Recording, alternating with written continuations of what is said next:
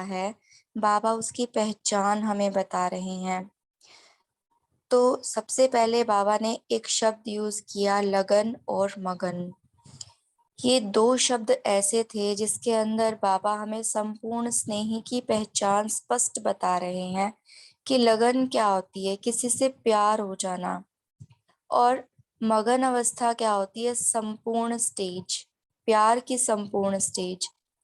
जैसे लगन में क्या होता है, लगाना पड़ता है, लेकिन मगन अवस्था में समा जाता है। वैसे ही अगर हम समझे तो लगन एक प्रक्रिया होती है, यानी कि हम पुरुषार्थ टाइप कह सकते हैं। और जो मगन अवस्था होती है, मगन होती है वो अवस्था है, या यूं कहो स्वरूप है।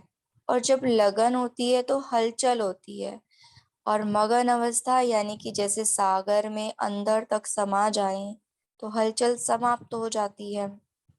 तो बाबा ने एक परख तो बताई ये। दूसरी बाबा स्नेह की निशानी बता रहे हैं कि जिसके अंदर स्नेह होगा ना, वो बहुत ही सहनशील होगा। क्योंकि स्नेह में क्या होता है, मर मिटा जाता है, और मर मिटने के लिए सहन शक्ति की आवश्यकता होती है। तो अगर भगवान से स्नेह है तो तुम्हारे अंदर इतनी लगन होनी चाहिए कि तुम मर मिटने के लिए तैयार हो जाओ। वो जो कहता है, जैसा कहता है, बस मानना ही है। उसके लिए झुकना भी पड़े, मरना भी पड़े, कुछ भी करना पड़े, हम सहन करेंगे। तो वो है संपूर्ण स्नेह की परख। फिर तीसरी बात बाबा ने कहा कि देखो, भगवान से किसी का अगर रिश्ता है, और भगवान तो सर्वशक्तिमान है, और उसका साथी अगर कमजोर होगा तो फिर जोड़ी नहीं जमेगी ना। तो फिर बाबा कह रहे हैं कि कमजोरी नहीं होनी चाहिए। और कमजोरी क्या होती है, बात बात पे हम डर जाते हैं कि ये माया क्यों आ गई, ये परिस्थिति क्यों आ गई। हर बात में हम कमजोर फील करते हैं, इसीलिए हम निर्भय की स्थिति में नहीं होते हैं। तो बाबा कहते हैं सर्वशक्तिवान का साथी होकर के अगर निर्भय नहीं है तो फिर कैसा स्नेह हुआ। इसीलिए वो निराकारी अवस्था हमें कह रहे हैं कि जितना आप निराकारी बनोगे उतना ही निर्भय बनोगे। फिर बाबा ने कुमारियों को परीक्षा पास करने के लिए कहा कि 3 बातों में परीक्षा आएंगी, लेकिन उन 3 बातों में परीक्षा केवल वही पार कर सकता है जिसके अंदर परखने की शक्ति होती है। और जो परख लेता है ना, वो कभी भी ये नहीं कहता कि मेरे सामने विघ्न क्यों आया। तो अब पढ़ते हैं मुरली विस्तार से। सभी किस स्थिति में बैठे हो, लगन में बैठे या मगन में। हाँ, एक तो मेहनत कर रहे हो बाबा से प्रेम जुटाने की, या फिर प्रेम इतना जुट चुका है कि बस अब खोए हुए हैं हम उसकी याद में। किस अवस्था में हो, ज्यादा समय लगन लगाने में जाता है या मगन रूप में हो। तो देखो, संपूर्ण स्नेही जो होता है ना, उसको कोशिश नहीं करनी पड़ती कि मैं जिससे स्नेह करता हूँ उसको याद करूं। वो तो सिर्फ मगन रहता है। अपनी चेकिंग तो करते होंगे। अच्छा, सभी की यही इच्छा है कि हमारे पेपर की रिजल्ट का मालूम पड़े। विशेष सभी के दिलों में यही संकल्प चलता रहता है। तो आज रिजल्ट भी सुना देते हैं। सभी ने जो भी लिखा है, यथा योग्य, यथा शक्ति, टोटल रिजल्ट यही कहेंगे कि बाप में निश्चय बुद्धि तो है, लेकिन जितना ही बाप में निश्चय है उतना ही बाप के महावाक्यों में, फरमान में निश्चय बुद्धि होकर चलना। एक बाप आपको अपना बच्चा तब कहेगा ना जब आप सपूत बच्चे होंगे, यानी कि आप उनके फरमान पर चलते होंगे। तो बाबा यहाँ हमारे पुरुषार्थ की स्टेज देख रहे हैं कि बाबा को तो कह देते हैं कि बाबा आपसे प्यार है, बाबा आप पर निश्चय है, लेकिन बाबा तो तब मानेंगे जब बाबा के हर एक डायरेक्शन पर हम चलेंगे। तो बाबा ने उस डायरेक्शन पर चलने में जो रिजल्ट देखी वो केवल 50% थी। बाप में निश्चय तो 100% है, लेकिन बाप के फरमान और आज्ञाओं में निश्चय बुद्धि हो करके जो फरमान मिला और किया, ऐसे फरमान में निश्चय बुद्धि मेजोरिटी 50% की रिजल्ट में है। ऐसे ही टीचर में निश्चय है, लेकिन उनकी पूरी पढ़ाई जो है, हाँ, जितना भी बाबा हमें ज्ञान सुनाता है उस ज्ञान की एक एक पॉइंट पर निश्चय, जब निश्चय होगा तभी तो हम उसको अपने भीतर समाएंगे और स्वरूप बनाएंगे, और तभी टीचर को अच्छे लगेंगे। तो बाबा कह रहे हैं कि टीचर ने की जो पूरी पढ़ाई है उसमें पूर्ण रीति चलना, वह भी अपनी अपनी परसेंटेज की रिजल्ट है। ऐसे ही गुरु रूप में भी सदगुरु है, यह पूरा निश्चय है, लेकिन उनकी श्रीमत पर चलना, उसकी टोटल रिजल्ट 50% है। सिर्फ बाप टीचर सतगुरु में निश्चय नहीं, लेकिन इस निश्चय के साथ साथ उनके फरमान, उनकी पढ़ाई और उनकी श्रीमत पर भी संपूर्ण निश्चय बुद्धि होकर चलना है। इसमें कमी है जिसको अभी भरना है। तो देखो, लौकिक में भी अगर देखा जाए ना, तो आजकल की दुनिया के अंदर बाप, टीचर और सतगुरु, इन तीन रिश्तों की हर आत्मा को कहीं ना कहीं कमी रहती है, क्योंकि इन तीन रिश्तों से निस्वार्थ हमें प्राप्ति होती है। इनके पीछे कोई स्वार्थ नहीं होता, ना पिता का, ना टीचर का, ना सतगुरु का स्वार्थ होता है। सिर्फ हमारे कल्याण के लिए होते हैं ये संबंध।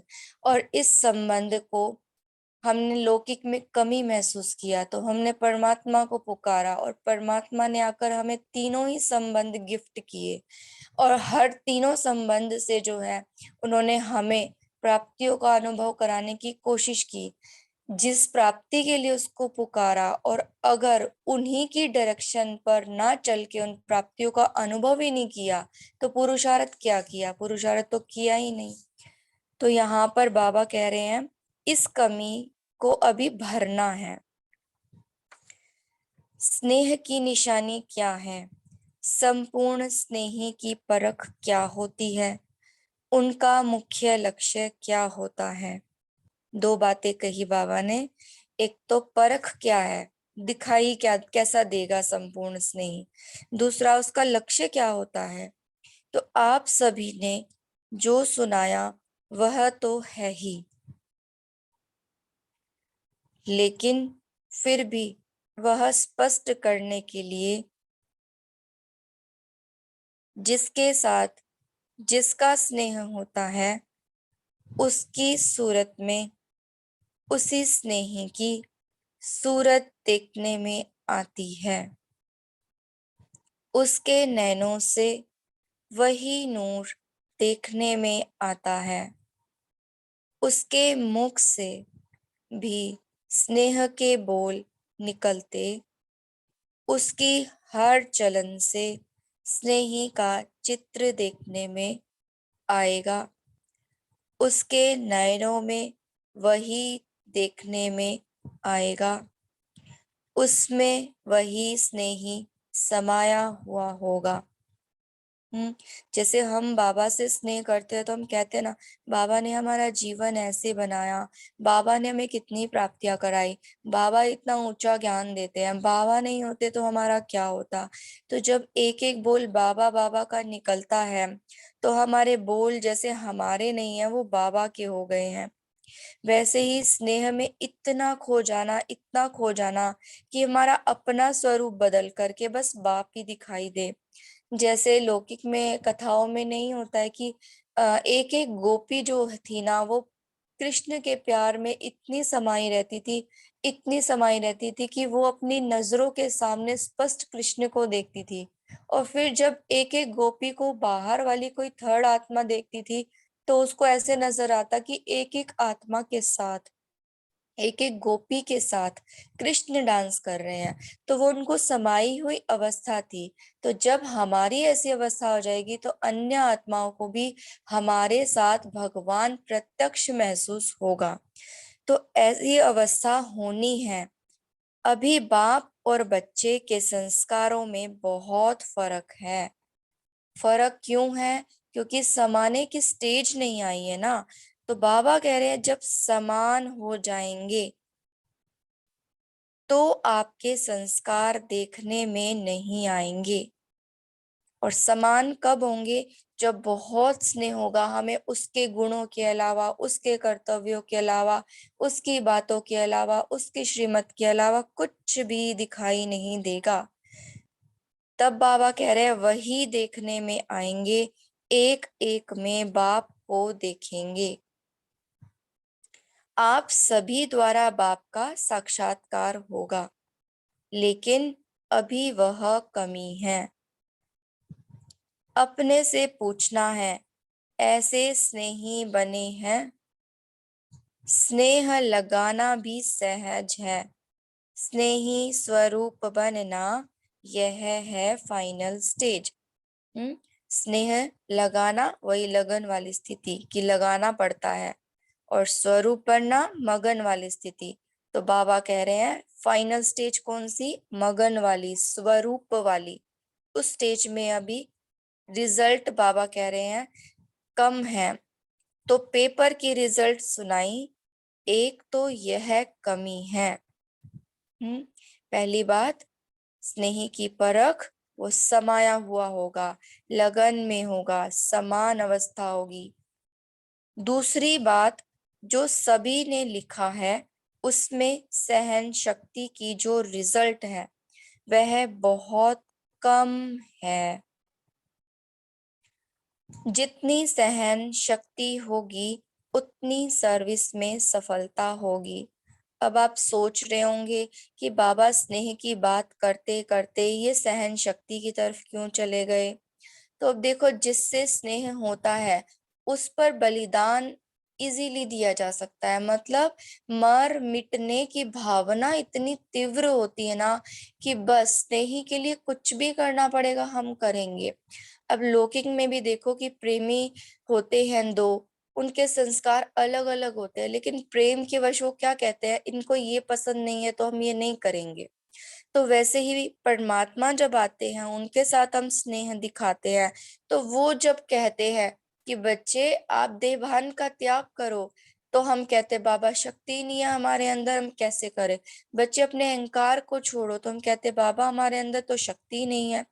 तो बाबा कह रहे हैं जो स्नेही होगा, हाँ, तो वो बाबा की बातों को मानने के लिए बिल्कुल एवर रेडी होगा ना कि नहीं बाबा ने कहा है हम करेंगे। तो सहन शक्ति भी उनके भीतर दिखाई देगी। इसीलिए बाबा सहन शक्ति की बात कर रहे हैं।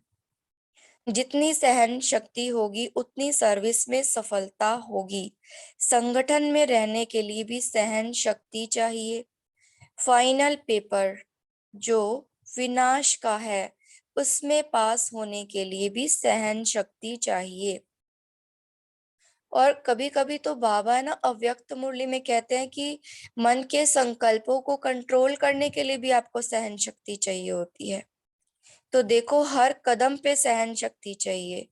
वह सहन शक्ति की रिजल्ट मेजोरिटी में कम है, इसीलिए अब उसको बढ़ाओ। सहन शक्ति कैसे आएगी? जितना जितना स्नेही बनेंगे। हाँ, माना स्नेही की परख दूसरी क्या बताई बाबा ने? सहन शक्ति। जितना जिसके प्रति स्नेह होता है तो उस स्नेह में शक्ति आ जाती है। स्नेह में सहन शक्ति कैसे आती है? वह कभी अनुभव किया है? जैसे देखो, कोई बच्चे की माँ है, बच्चे पर आपदा आती है, माँ का स्नेह है, तो स्नेह के कारण उसमें सहन शक्ति आ जाती है। हाँ, बच्चे को कुछ ना हो जाए बस वो सारी दुनिया से लड़ने के लिए तैयार हो जाती है। बच्चे के लिए सब कुछ सहन करने के लिए तैयार हो जाती है। उस समय स्नेह में कुछ भी अपने तन का व परिस्थितियों का कुछ फिक्र ही नहीं रहता। हाँ, हम कहते हैं ना, हम स्नेह सहन क्यों कर रहे हैं? स्नेह, हम तो मरते ही रहें क्या? सामने वाला तो झुकता नहीं है, वो उसको तो कोई फर्क ही नहीं पड़ता, लेकिन हम क्यों मरे, हम क्यों झुके? लेकिन बाबा कह रहा है जो स्नेही होता है ना, वो अपने तन का, अपनी परिस्थितियों का कोई फिक्र नहीं करता। आपको मान मिले ना मिले, कोई आपकी कद्र करे ना करे, आपको कोई फर्क नहीं पड़ता, क्योंकि स्नेह में सहन शक्ति की भरपूरता हो जाती है। तो ऐसे ही अगर निरंतर स्नेह रहे तो उस स्नेही प्रति सहन करना कोई बड़ी बात नहीं है। स्नेह कम है, इसीलिए सहन शक्ति भी कम है। देखो, साफ साफ रिजल्ट बता दी बाबा ने। आगे से ये मत कहना हम सहन नहीं करेंगे, यानी कि बाबा से प्यार ही नहीं करेंगे, ये मतलब हुआ ना इस बात का। तो स्नेह कम, इसीलिए सहन शक्ति भी कम। यह है आप सभी के पेपर की रिजल्ट। अब 1 मास के बाद रिजल्ट देखेंगे। वहां 3-3 मास बाद पेपर आता है। जो लौकिक की पढ़ाई है उसकी बात कर रहे हैं बाबा। यहाँ 1 मास बाद इसी रिजल्ट को देखेंगे कि स्नेही रूप कितना बने हैं। फिर बाबा अलग से एक टॉपिक उठा रहे हैं। जैसे अभी ये सहन शक्ति की बात की, अब निर्भयता की बाबा बात कर रहे हैं। मुख्य है निर्भयता का गुण, जो पेपर में नहीं दिया था, क्योंकि उसकी बहुत कमी है। जिस लायक हम होते हैं उसी लायक हमारे सामने पेपर आते हैं। तो बाबा ने निर्भयता की कमी देखी तो उसका पेपर भी नहीं लिया। 1 मास के अंदर इस निर्भयता के गुण को भी अपने में पूरा भरने की कोशिश करनी है। निर्भयता कैसे आएगी, उसके लिए मुख्य क्या पुरुषार्थ है? अब वो पुरुषार्थ बता रहे हैं बाबा, निराकारी बनना। जितना निराकारी अवस्था में होंगे उतना निर्भय होंगे। भय तो शरीर के भान में आने से होता है। हाँ, जैसे मान लीजिए विनाश का टाइम आ गया तो डर जाते हैं, भय उत्पन्न हो जाता है, शरीर को यहाँ वहां दौड़ाते हैं कि कहीं पानी में ना बह जाऊं, कभी किसी चीज के नीचे आके दब ना जाऊं। क्यों? क्योंकि शरीर का भान है ना, शरीर को बचाने के लिए फिरते हैं, इसीलिए भय की स्थिति उत्पन्न हो जाती है। तो इसीलिए बाबा कह रहे हैं जितना निराकारी अवस्था में होंगे उतना ही भय निर्भय होंगे। भय तो शरीर के भान से होता है। यह 1 मास का चार्ट पहले बता देते हैं। कुमारियों का ट्रेनिंग क्लास पूरा होता है तो यह भी पूछेंगे कि सहन शक्ति, निर्भय और निश्चय की परख जो बताई है वह कहाँ तक है। तीनों बातों का पेपर फिर लेंगे। निर्भय से हम निराकारी को ऐसे भी समझ सकते हैं कि देखो, अगर बाबा से हमारा स्नेह है तो हम बाबा के समान निराकारी स्थिति में होंगे ना। और फिर सर्वशक्तिमान के होकर के अगर हमारे अंदर डर है तो वो कहेगा क्या तुम्हें मुझसे प्यार है? तो फिर हम उसके प्यार में निराकार बनते हैं। निराकारी से फिर निराकारी का कनेक्शन होता है तो शक्तियां ट्रांसफर होती है। और शक्तियां ट्रांसफर होने से फिर हम भी बाबा के समान सर्व शक्तियों से महसूस करते हैं कि हम निर्भय हैं और हर खेल हमें छोटा नजर आता है। इसीलिए बाबा कह रहे हैं कि आपके अंदर निर्भयता का गुण लाना है तो निराकारी बनना है। अब बाबा कुमारियों से बात कर रहे हैं। कुमारियों से बाप दादा का स्नेह विशेष क्यों होता है? कौन सी खास बात है जो बाप दादा का खास रहता स्नेह रहता है? हम्म कौन सी खास बात है जो बाप दादा का खास स्नेह रहता है? अगर दुनियादारी में देखो कि अगर कुमारियों से स्पेशल स्नेह होता तो कहेंगे कि ये तो जैसे भेदभाव करते हैं। लेकिन बाबा कह रहे हैं अगर ऐसा खास स्नेह मेरा कुमारियों से है तो वो क्यों है? क्योंकि बाप दादा समझते हैं अगर इन्हों को ईश्वरीय स्नेह नहीं मिलेगा तो और किसी के स्नेह में लटक जाएंगी। बाप रहम दिल है ना, तो रहम के कारण बाबा जो है ना कुमारियों से इतना स्नेह करता है, स्पेशल स्नेह करता है। तो रहम के कारण स्नेह है, भविष्य बचाव के कारण विशेष स्नेह रहता है, हाँ, ताकि वो भविष्य में बची रहे। अब देखेंगे बाप दादा के स्नेह का जवाब क्या देती है। बाबा ने तो कर दिया, स्पेशल स्नेह देके उनको एक सुरक्षा दे दी, तो बाबा कह रहे हैं अपने आप को बचाना, अब इसका रिस्पोंड देना है। अपने आप को बचाना है, यह है बाप दादा के स्नेह का रिस्पोंड।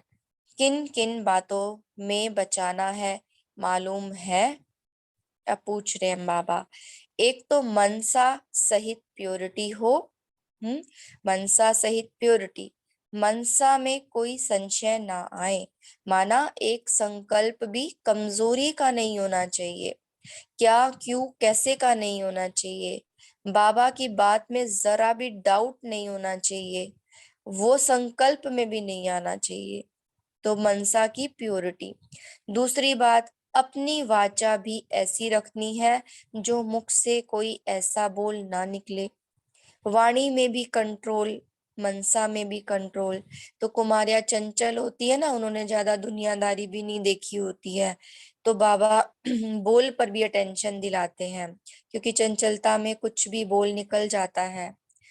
तो वाचा ऐसी रखनी है जैसे साकार में बाप दादा की थी, कर्म भी ऐसा करना है जैसे साकार तन द्वारा करके दिखाया। आपका कर्म ऐसा हो जो और भी देखकर ऐसा करे। हम्म, आपका कर्म ऐसा हो जो और भी देखकर ऐसा करे, यह है कुमारियों के लिए खास बात। और किससे बचना है? संग दोष से बचना ही है, ये तीसरी बात बाबा ने बताई। एक और विशेष बात है, अब बहुत रूप से, आत्मा के रूप से, शरीर के रूप से आप सभी को बहकाने वाले बहुत रूप सामने आएंगे। आत्मा के रूप से भी, शरीर के रूप से भी बहकाने वाले आएंगे, लेकिन उसमें बहकना नहीं है। बहुत परीक्षाएं आएंगी, लेकिन है कुछ नहीं। परीक्षाओं में पास कौन हो सकता है? जिसको परख पूरी होगी। परखने की जितनी शक्ति होगी उतना ही परीक्षाओं में पास होंगे। परखने की शक्ति कब रखते हो? परख नहीं सकते हो कि यह किस प्रकार का विघ्न है, माया किस रूप में आ रही है, और क्यों मेरे सामने यह विघ्न आया है। हाँ, कोई भी अगर परखने की शक्ति से भरपूर है तो ये नहीं कहेगा कि मेरे सामने ये विघ्न क्यों आया है, क्योंकि वो जानता है कि मैंने पुरुषार्थ किस चीज के लिए किया, आगे अपनी स्थिति को मजबूत बनाने के लिए किया, और स्थिति को मजबूत किया है कि नहीं किया है उसके लिए फिर पेपर आएगा, और पेपर जब आएगा और उसको हम पार कर लेंगे तो वो हमें अगली स्टेप पर लेकर के जाएगा, यानी हमारी स्थिति में एक नंबर ऊंचाई आ जाएगी। तो बाबा कह रहे हैं उसको कभी भी डाउट नहीं होगा कि यह विघ्न मेरे सामने क्यों आया, इससे क्या रिजल्ट क्या है। यह परख कम होने के कारण परीक्षाओं में फेल हो जाते हैं। अगर निश्चय रहे कि मेरे को आगे बढ़ाने के लिए पेपर आया है तो फिर हम परीक्षा में फेल नहीं हो सकते ना। परख अच्छी होगी वह पास हो सकते हैं। अच्छा, ओम शांति।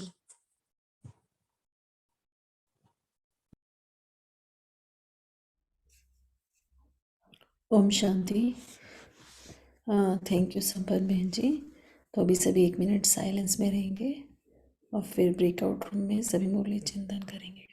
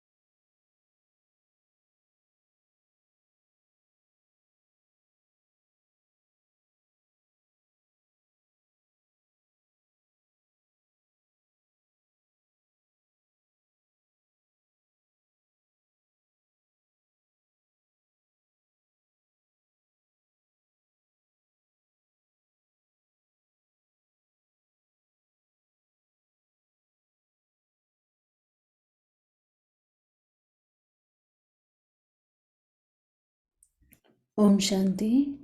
आप सभी के पास मैसेज आया होगा ब्रेकआउट रूम ज्वाइन करने का, तो आप सभी ज्वाइन कर सकते हैं जिन जिनके पास आया है।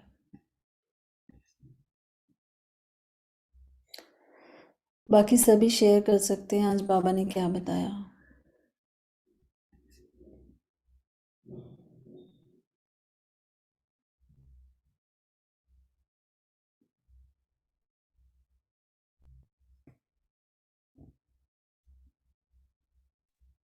हेलो। हेलो, ओम हेलो। शांति बोलिए। ओम शांति दीदी। आज बाबा ने बताया कि बच्चों को निर्भय होना चाहिए। निर्भय होने के लिए अपने आप को बिंदु स्वरूप माना बिंदु रूप में टिकना है, तभी निर्भय बन सकते हैं। ओम शांति। ओम शांति दीदी। बाबा ने कहा है जिसको स्नेह होगा वो मर मिटने को तैयार होंगे। साथी कमजोर होगा तो जोड़ी बनते नहीं है। परख अच्छी होनी चाहिए तो पास होंगे। ओम शांति। तो बाबा ने उसी को जिस स्नेह जो होता है उसका वो बताया निशानी कि उनके सूरत में बाबा की सूरत देखने में आएगी, उनके नैनों में वही नूर देखने में आएगा, उनके मुख से भी सिर्फ स्नेह के मीठे बोल ही निकलेंगे, उनके चलन से में बाबा का चित्र दिखाई देगा और नैनों में उनके बाबा का नहीं दिखाई दे समाया। पर बाबा ये भी बोल रहे हैं कि बच्चे और बाप में फर्क है। तो अब हमको स्नेह के लिए बाबा ने एक बहुत सुंदर उदाहरण भी दिया कि जब बच्चों के साथ माँ का प्यार होता है तो जब वो बीमार पड़ जाता है तो बाबा रात को अपनी वो नींद को भी देखती नहीं है, परिस्थिति को भी देखती नहीं, तन को भी नहीं देखती, भूख प्यास को भी नहीं देखती। तो बाबा बोल रहे हैं जिनके साथ स्नेह रहता है उनमें अपने आप ही सहन करने की शक्ति भी आ जाए। ओम शांति।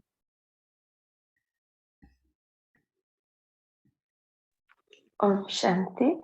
जितना सहन शक्ति होगी उतनी सर्विस में सफलता होगी।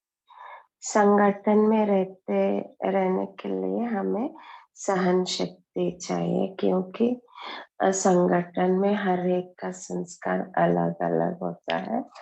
इसीलिए हमारे अंदर जितना सहन शक्ति होता है उतना हमारा सेवा में सफलता मिलती है। ओम शांति।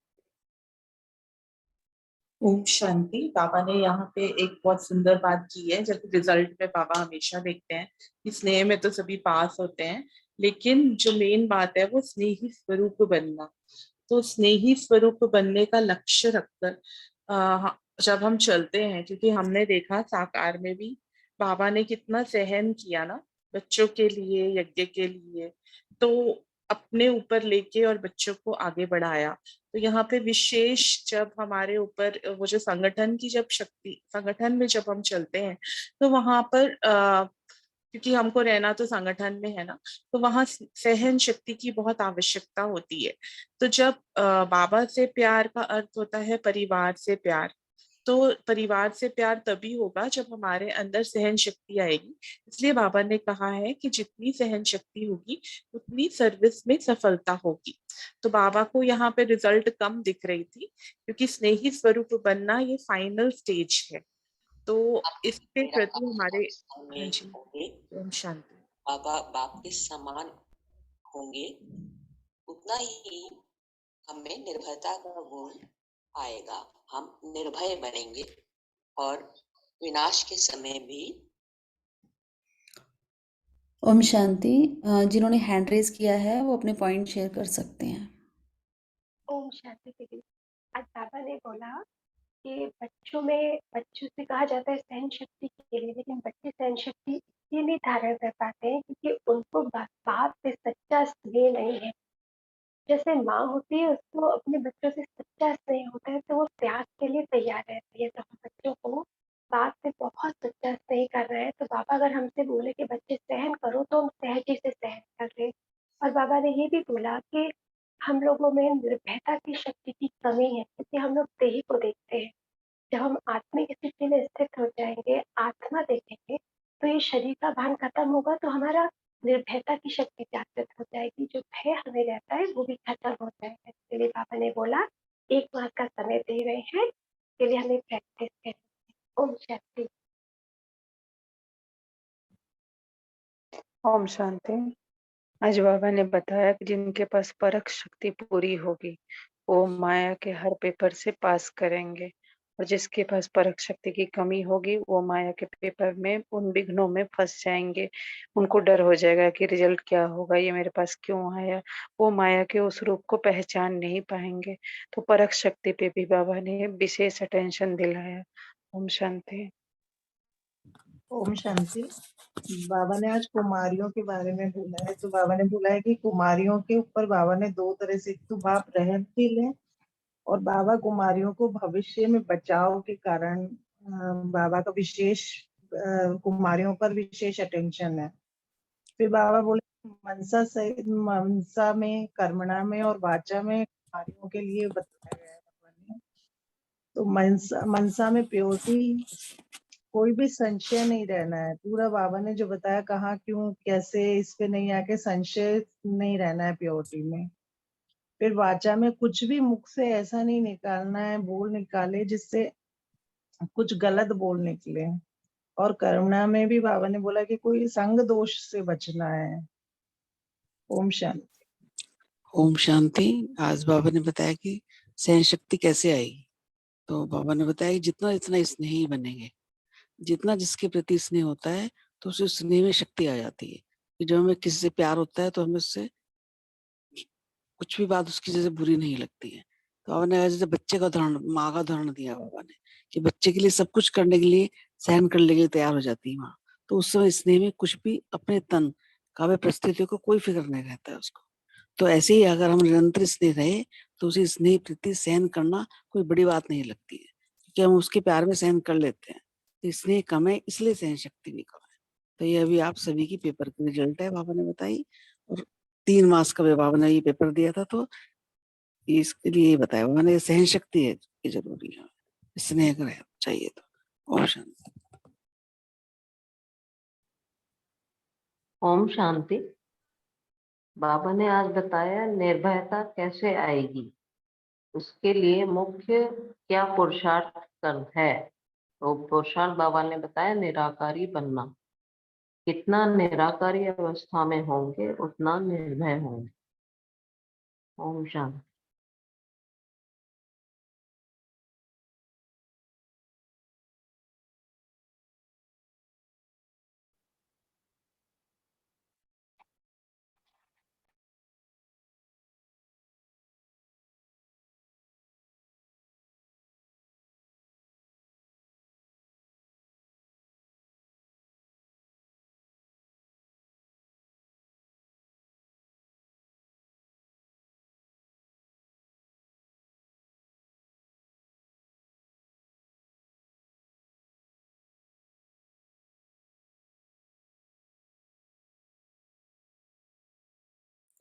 ओम शांति।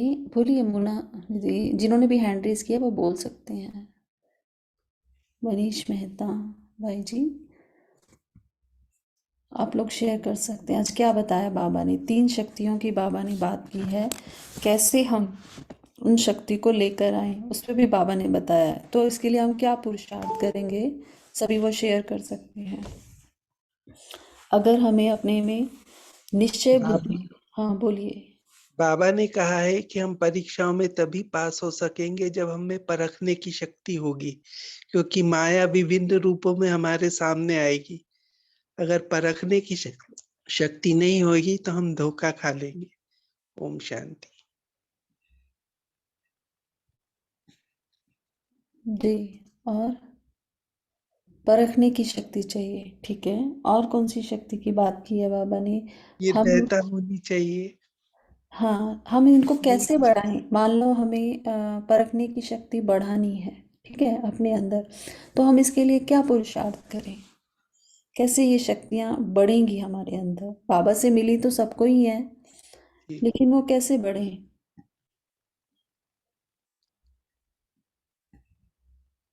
कोई बताएगा? ओम शांति। हम जितना जितना एकाग्रता से रह के और साइलेंस का अभ्यास करते हैं, बाबा से हमारे अंदर शक्ति आती है। तो वो शक्ति जो है ना, वो हमारी जैसे फर्स्ट चैप्टर होता है मन बुद्धि संस्कार, तो बुद्धि के अंदर निर्णय शक्ति होती है और परखने की शक्ति जो है वो निर्णय शक्ति के साथ रिलेटेड है। तो हम जितना जितना ये शांति की शक्ति का अभ्यास करते हैं, तो हमारे अंदर ये गुण आता जाता है कि हम उसको, दूसरी आत्मा हमारे पास आएगी तो हम परख लेंगे, क्योंकि साइलेंस में वो पावर है। जैसे दादिया परख लेते थे ना, तो ऐसे हमारे अंदर भी आ जाती है वो शांति। ओम शांति दीदी। कल की मुरली में परखने की शक्ति के बारे में बताया था कि हमें ज्ञान और योग के ज्योतिषी बनना है, मतलब ज्ञान और योग के साधन है जिससे कि हम आगे आने वाली आत्माओं को परख सकते हैं, उनके तीनों कालों को जान सकते हैं। और आज निर्भयता के लिए बाबा ने बताया, निर्भयता हमारे में आएगी जब हम निराकारी बनेंगे। निराकारी का तो ये दोनों ही बातें वही है कि हमें एक तो आत्मस्वरूप में रहने के अभ्यास से हमारी ये शक्तियां बढ़ती हैं। ओम शांति। जी। अब दीदी बाबा ने 3 शक्ति के बारे में विशेष रूप से बताया। एक परखने की शक्ति, एक सहन शक्ति और दूसरी निर्भयता की शक्ति। परखने की शक्ति को बढ़ाने के लिए जितना ज्ञान में हम रहेंगे, ज्ञान का चिंतन करेंगे, अपने स्वरूप में लाएंगे, तो हम परख सकते हैं, वो शक्ति का रूप बन जाएगा हमारा। और सहन शक्ति के लिए बाबा ने कहा जितना जितना हमें बाबा से स्नेह होता जाएगा, तो सहन करना हमारे लिए बहुत आसान हो जाएगा, क्योंकि स्नेह में त्याग की भावना नहीं होती। स्नेह करने वाला किसी के लिए कुछ भी करने को सहज तैयार हो जाता है। और निर्भयता की शक्ति के लिए बाबा ने बोला कि जितना हम अपने आत्मिक स्वरूप में रहेंगे, देह के भान को भूलते जाएंगे, तो हमारे अंदर ये शक्ति बढ़ती जाएगी। ओम शांति। जी बोलिए, और जिन्होंने हैंड रेज किया हुआ है वो बोल सकते हैं। तो परखने की शक्ति, दूसरा एक जो निर्भयता की शक्ति का, तो बाबा ने बताया निराकारी स्थिति में हम स्थित होंगे, तो हमें निराकारी स्थिति का अभ्यास करना है। बहुत अच्छा है, अभी एक ने बताया कि परखने की शक्ति के लिए हमें एकाग्रता का भी अभ्यास करना है। तो जब जितना हम अपने आप को बाबा पर एकाग्र करेंगे, उतना हमारे अंदर ये परखने की शक्ति आती जाएगी। तो ये जो एक और भी किसी ने बताया कि जो लास्ट में कल की मुरली थी, तो हमें जो ज्ञान योग सीखते हैं हम, जो उससे हमारे अंदर क्या आता है, परखने की भी बाबा ने क्या है, ये ज्योतिष विद्या हम सभी को जाननी है। तो वो परखने के लिए हमें क्या करना है, कल की मुरली में था ना, हमें ईश्वरीय शक्ति को धारण करना है। और वो ईश्वरीय शक्ति को हम जब धारण करते हैं, तो बाबा ने उसमें हमें सामना करने की शक्ति का बताया था कि बाप दादा और देवी परिवार से तो हमें स्नेह रखना है, लेकिन बाकी लोगों से, बाकी सभी से जो हैं हमारे अंदर क्या होना, हमें शक्ति रूप से सामना करना है। तो ये बाबा ने अलग अलग शक्तियों की बाबा ने बात की है, तो कि अब हमें वो शक्ति रूप को धारण करना है। और वो शक्तियाँ हमारे अंदर ये सब कैसे आएंगी, जितना जितना हम बाबा के साथ एकाग्र होंगे और अपनी, जैसे बाबा ने कहा है कि अलग अलग शक्ति के लिए निराकारी स्थिति का अभ्यास करो, बाबा के साथ पूरा स्नेह रखो, बाबा पे पूरा निश्चय बुद्धि होकर चलो, तब तक हमारे अंदर ये आएंगी। अच्छा, आज बाबा ने जब कुमारियों से बात की थी, तो बाबा ने बताया था, तो वो 3 बातें कभी हर कोई शेयर करेगा, कोई भी क्या बताया था बाबा ने? मनसा वाचा कर्मणा और संगदोष में नहीं आना। उनके मतलब मनसा में वो चेक करते रहे कि कहाँ प्यूरिटी, यानी किसी के भी संशय, यानी किसी के लिए भी गलत भावना, मतलब संकल्प ना आए उनके मनसा में, सामने वाले के साथ कोई भी कैसा भी आया हो संशय न हो। वाचा उनकी ऐसी हो जो जैसे बाबा के साकार, इसमें बाबा ने साकार बाबा का भी उदाहरण दिया, जैसे साकार बाबा की कैसे मधुर, कम बोलो, मीठा बोलो। और वाणी में भी कंट्रोल करना है कि मैं जो बोल रही हूँ वो मतलब कहाँ तक मेरे बोल हो। और कर्म भी जैसे कि जो कर्म मैं करूंगी सामने वाला भी करे। और उनको संग दोष से बचने के लिए बाबा ने स्पेशल बोला। जी, बहुत अच्छा। ओम तो अभी सभी ब्रेकआउट रूम से यहाँ आएंगे। अगर किसी को शेयर करना है, इतने में कोई एक पॉइंट कोई शेयर कर सकता है। ओम शांति। आज के मुरली में बाप दादा ने कहा है, बाप टीचर सदगुरु में निश्चय नहीं, लेकिन इस निश्चय के साथ साथ उनके फरमान, उनकी पढ़ाई और उनके श्रीमत पर भी संपूर्ण निश्चय बुद्धि होकर चलना है, तो बाप का स्नेह हो जाएगा। ओम शांति। जी।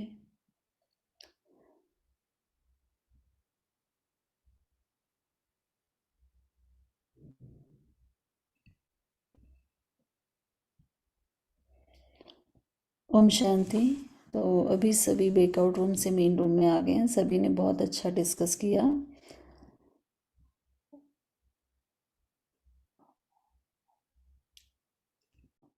तो अभी संपन्न बहन जी हम सभी को योग भी कराएंगी और आज के लिए होमवर्क भी देंगी। जी दीदी।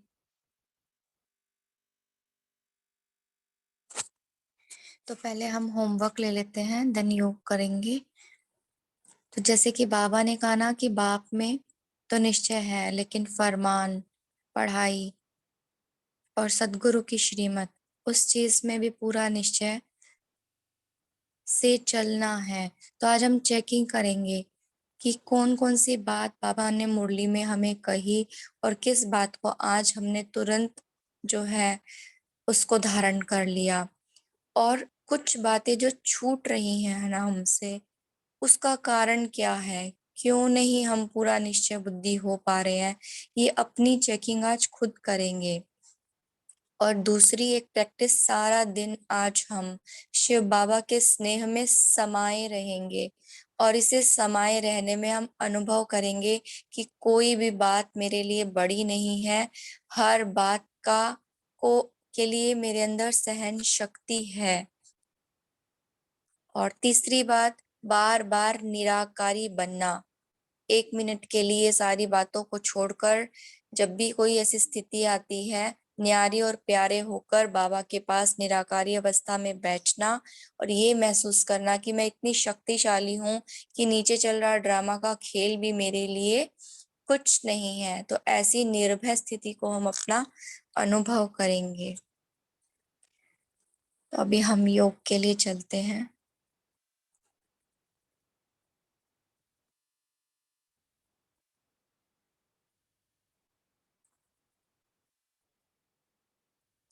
खो जाएंगे बाबा के स्नेह में। अपने आप को आत्मा निश्चय कीजिए कि मैं त्रिकुटी तख्त पर चमकती हुई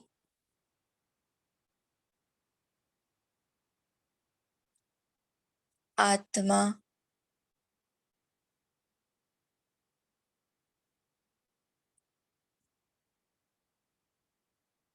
इस देह से बिल्कुल अलग हूँ।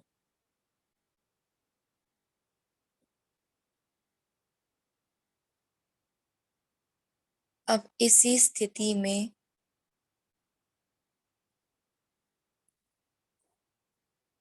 उन सभी बातों को याद कीजिए जब बाबा ने आपको अति स्नेह दिया, साथ दिया।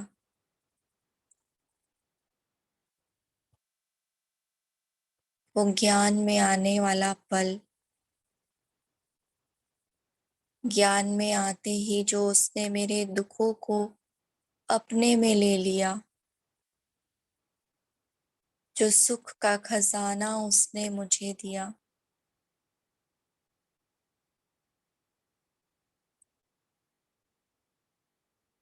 माया में फंसकर कैसी मेरी हालत थी और कैसे उसने उस दलदल से बाहर निकाला।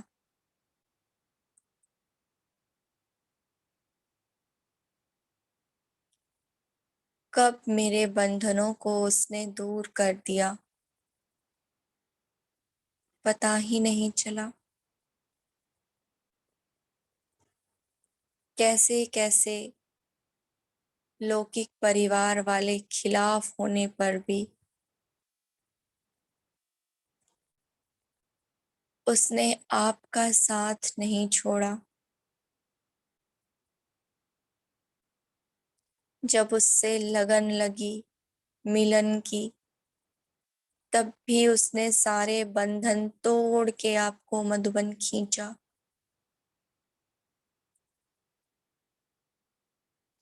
वो पहला अव्यक्त मिलन,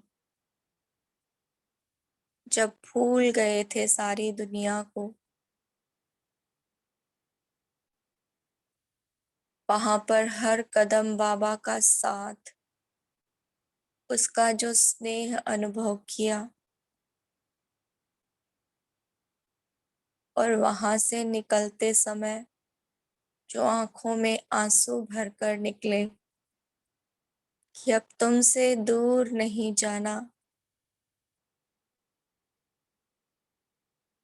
फिर हर परिस्थिति में, हर मुसीबत में कैसे कैसे उसने साथ निभाया, वो सब स्मृति पटल पर आ रहा है।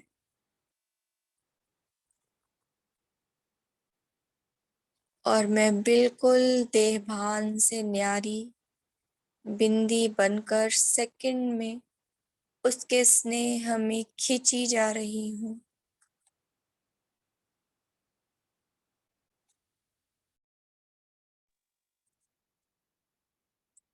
वो स्नेह का सागर अपने स्नेह की बारिश मुझ पर कर रहे हैं।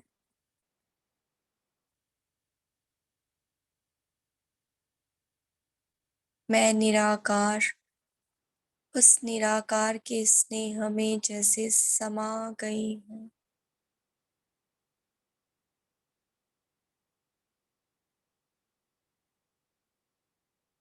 उसकी तेज किरणें मुझ में आ रही है।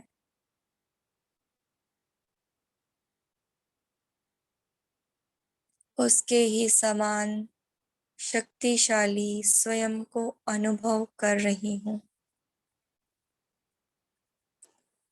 धीरे धीरे मैं बिल्कुल उसमें समा जाती हूँ।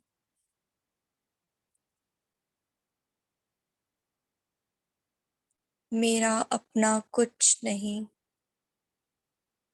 अब जो बाबा का है वही दिख रहा है। संस्कार, गुण, शक्तियाँ मिलकर एक हो गए हैं। मैं बहुत शक्तिशाली अनुभव कर रही हूँ। यहाँ से नीचे ड्रामा के खेल को देख रही हूँ। बातें आ रही हैं और जा रही हैं, लेकिन मेरी स्थिति ऊंची है, निराकारी है, निर्भय है। और इसी शक्ति स्वरूप बाप समान अवस्था को अनुभव कर मैं धीरे धीरे वापस प्रकृति तत्व पर आ जाती हूँ।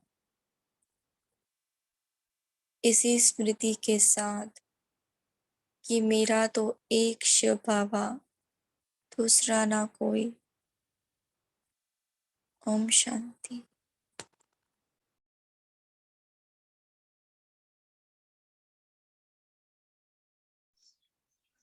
ओम शांति। थैंक यू सो मच दीदी जी, आपने बहुत अच्छे से निमित्त बनकर मूल्य रीड किया, सुंदर योगाभ्यास भी कराया, होमवर्क भी दिया। सभी का कॉल में जुड़ने के लिए बहुत बहुत धन्यवाद। ओम शांति। Thank you. Have a great day. ओम शांति जी। ओम शांति ओम शांति ओम शांति सिस्टर। ओम शांति ओम शांति भाई जी, ओम शांति। ओम शांति भाई जी। ओम शांति।